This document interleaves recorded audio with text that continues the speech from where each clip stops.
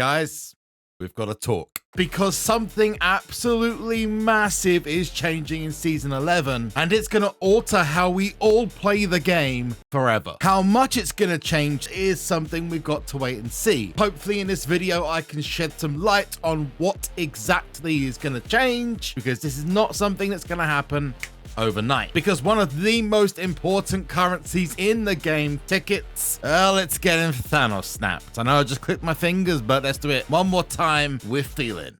Let's start off with a positive though, and that is that what it's changing to has the chance to be actually more beneficial. Now, I will be covering a lot more Season 11 content on my brand new Blue Sky account. Yes, you may have heard about this. It's like Twitter before Twitter, well, became X. I don't really need to explain why. If you know, then you know. So the plan is to move my social media accounts over there and my Instagram, where I've been about as active as a moldy sandwich. I've really put everything through YouTube and Twitter. To come join me over there, I'll be putting the link in the description down below, and a link to my Instagram will be there later as well. Let's get started with the blog posted last night. I'm going to try to summarize this as much as possible, as a lot of it is quite wordy, so I'd love to know what your thoughts are on this in the comments section down below, because this is going to really shake things up a little bit. But it reads, with November 13th fast approaching, we want to make sure you're as ready and excited for Season 11 as we are. We kicked off the favour sneak preview and breakdown of the boom mode, which if you're done with this video, then go across to it. It's going to be linked up in the top right hand side or at the end. It then says that this one's going to be a bit more direct, as this piece of information won't have the same glitz and sparkle. It includes some really important stuff that's going to streamline the SuperCard experience and make things snappier. Snappier? Well, like Marvel Snap? Talking about different card games though, I have actually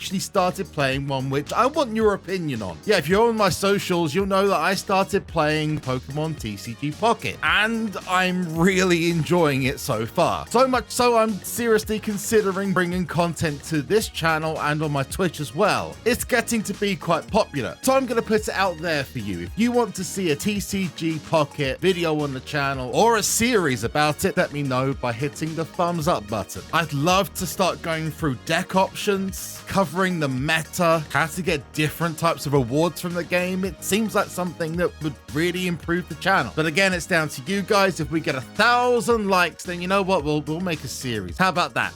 Deal? Or you might just like the video to say F for the removal of tickets. Yes, tickets are going in Season 11. When I first started reading into this, I kind of thought that this was a change for the sake of changing. Do you ever feel that tickets and quests kind of overlap a little bit? I guess. Are you tired of claiming tons of ticket packs, holding on to them for an indeterminate amount of time, and constantly debating how to spend them? Kinda. We are too. I mean, only if you've got loads of tickets and don't know what to do with them because you're saving them for a new season. Hint, hint. And that's why they're merging the concept of quests and tickets to make one comprehensive reward system that's designed to make it clear for what you've got to do and what rewards you'll get. So it says, first up, the tickets and the ticket store will be removed in Season 11. And don't boo me, it's not me making the changes. Come on. Okay, don't you. I'm done. Bye. No, but seriously, let's get into what's actually going to happen. It's not all doom and gloom. There'll be a brand new quests menu, and there's a little check in the top right-hand side of the menu. You'll no longer see daily quests and the ticket store, respectively. You'll see just one screen, which they've shown an example of with an updated view of Season 11. Not much UI-wise changing, it seems, but maybe I'm wrong. So effectively, it's all minimized down to this screen here. This also means that you'll no longer need to flip between the different places to figure out what you're going to do to progress or earn rewards on a given day. Instead, you're opening the quest menu simply to display all of your quests. The daily challenges and ticket system is getting rolled into one. I know the question you're going to be asking is, oh my goodness, what do I do with my tickets? You'll have 90 days to spend all your tickets until the 4th of February. Now, the ticket store is going, but all the ticket-based packs you have at the moment in-game, the Mega Challenge Reward, Super Challenge Reward, Grand Challenge, and Challenge Rewards will go into the Superstore instead. Think of it as like the draft picks. You go all the way to the bottom, you've got your card backs, you've got your draft picks, and then you're going to have the ticket packs there up until the 4th of February. All of those ticket-based packs that would have been in the ticket store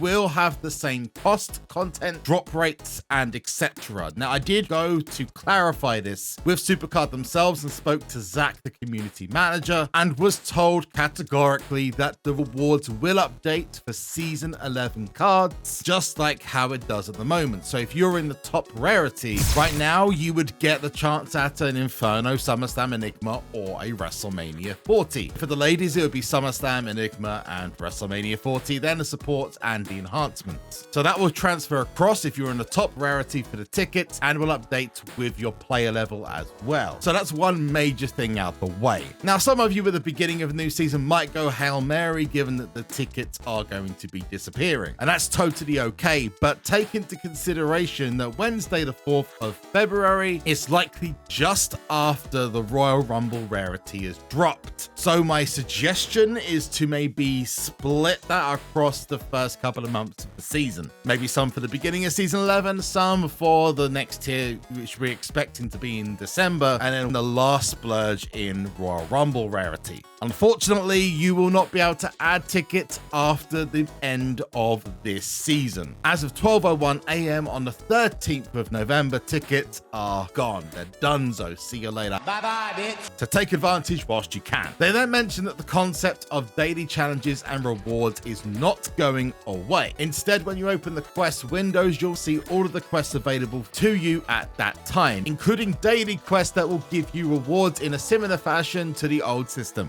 Instead of receiving tickets, however, you'll receive bespoke rewards for each objective accomplished, showing, for example, blue crystals, red crystals, and no doubt there'll be credits and super coins as well. Those objectives and rewards will change daily, so be sure to check in regularly to see what you can earn. This seems to be a big shift in SuperCard, where instead of logging on every so often, they're now asking you to log in every day, which goes against the idea of trying to avoid becoming a FOMO-based game. That's fear of missing out, and it is to get more players playing the game more often on a regular basis, which you could understand as there's so much else demanding time to try and capture everyone on a regular basis. With Boom and the new tickets and quest system is pretty important. This is the easiest way possible for them to say, we want more of your time, gimme. Now, regular quests like quests tied to in-game events will remain largely the same, but live in the same window as daily quests. So you can check your to-dos all at once. Now, this, in my opinion, could become quite cluttered. So I'm hoping that there's like a drop-down box. Every quest has got its own drop-downs. So you can go to your Wild Wednesday quest and press a button and it all folds out. And your daily quest, and let's just say Last Man Standing's on, and they bring back the Last Man Standing quests, which have been really missing since Season 7, and those quests were amazing. Otherwise, I can see it becoming quite a cluttered system. Fingers crossed, it's not. It mentions each quest in the quest menu will also have a set of individual objectives, rewards for each of those objectives, and rewards for completing all of the objectives. In addition to this, each objective that you complete will grant you objective points, and this is where the big change to rewards comes in. If you go down to the bottom of the quest menu, you will see these objective points. If you accrue enough points, you'll be able to unlock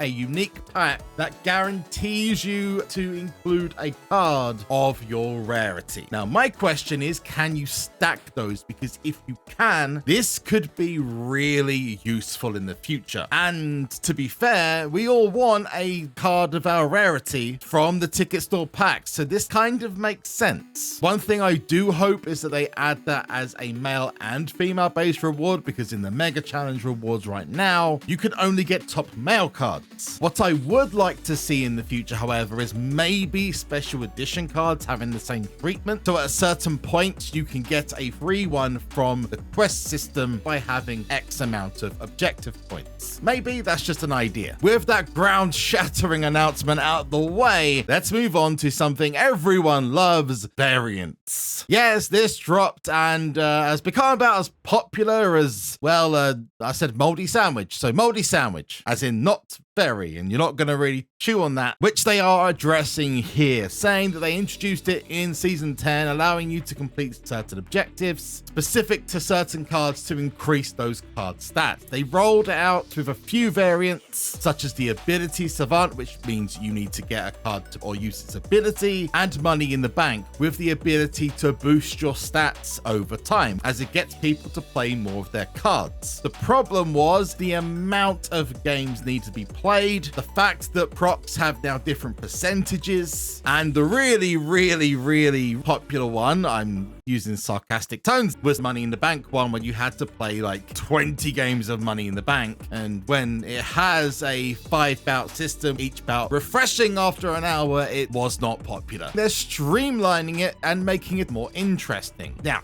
just to give you a brief warning, this is where it gets more complicated. What I'm about to say will not start all at once at the beginning of Season 11. It is going to be broken down throughout the season. So now we move on to the good news. The amount of games required is dropping. Personally, I want them to drop it all to the same number. In fact, personally, I just want them to get rid of the percentages and just have a very simple, every card can have the same percentage, apart from champion cards and the SuperCard champion of the month. Obviously, event cards as well can have a little bit of a bonus. I thought that was a lot simpler than Season 10 with different percentages and amounts. It makes no sense. There's no rhyme or reason. Like, why Triple H, one of the best WWE superstars, with a 10% proc rate against I don't know, like Akira Tozawa or something, who's like got a 40% proc rate, at least have some consistency. I digress. There are 13 more variants which they are going to combine into different cards. Multiple variants are going to be used in each rarity, so each card is going to have different variants, and some might even change.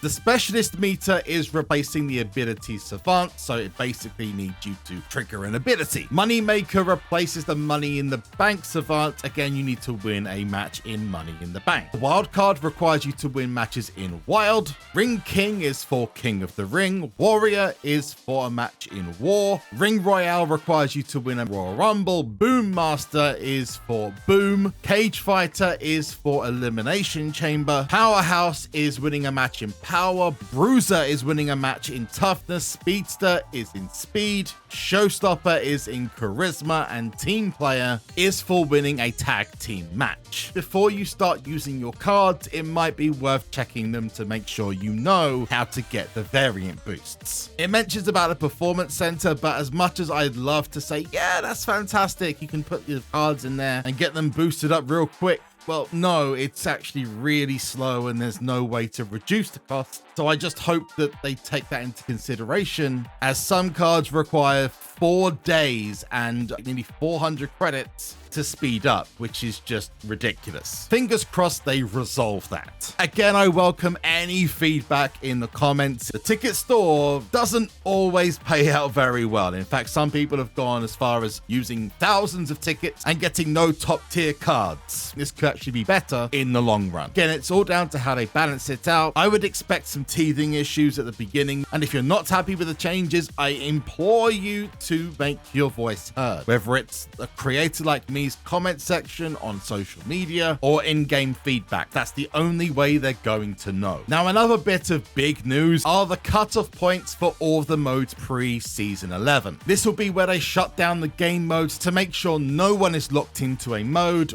when the new season updates. That starts off with Team Battleground and Fusion Timers. TBG will be disabled from 4 p.m. Pacific Time or 12 a.m. GMT. Existing matches will continue until they finish. No Team Battleground matches can be started after that time. Fusion Timers will also be reduced down to 1 day. On Monday the 11th, King of the Ring will be disabled and no tournaments will be able to be started after 4 p.m. Pacific or 12 a.m. GMT. Team Stomping Grounds will be the same. On Tuesday, PvP will finish after the rewards are distributed to everyone. Daily challenges will phase out for the final time, and survivors will be disabled until Season 11. On the subject of maintenance, we know that the Season 11 maintenance will start at 3 p.m. GMT, 10 a.m. Eastern, or 7 a.m. Pacific, to expect a downtime of around about 5 to 6 hours, if not slightly longer. With that information, you know how long you've got to win either a King of the Ring or a Survivor to carry it over to the new season. The same with Team Stomping Ground matches, and TBGs usually don't carry across to new tiers anyway. That just about covers everything except who is going to be in the new season. We have a couple of big names already announced thanks to a poll that was released for one of the first event cards of Season 11. This will go into either Week 2 or Week 3 with either the Flash event or Last Man Standing, as the very beginning event usually is without an event card. These names include Stone Cold Steve Austin, Undertaker, Tama Tonga, The Big Dog, the OTC, Roman Reigns, Gunter, Drew McIntyre, Eddie Guerrero, and Jey Uso. Very happy about Eddie, but not so happy that Eddie did not get to be the first event card because that honor has gone to Batista. But those at least are a couple of names that have been confirmed for the new season. Hopefully we start to see more cards coming up. But I have been SuperZombieBBQ. You have been awesome. If you want to see more information about Boom, the brand new mode coming to Season 11, this video up here is where you need to go. If you want to see the latest video, make sure you subscribe or go to this video just down here. I'll see you in the next one. Peace out. Bye-bye.